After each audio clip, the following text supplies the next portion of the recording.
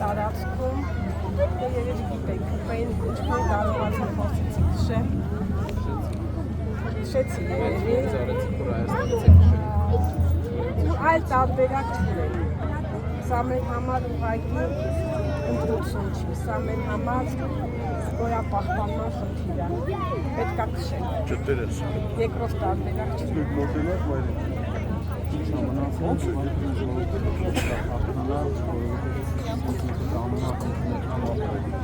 Դա ոչինչ ասում։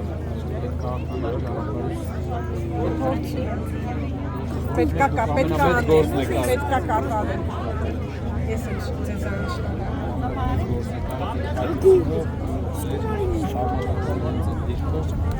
իրանց համար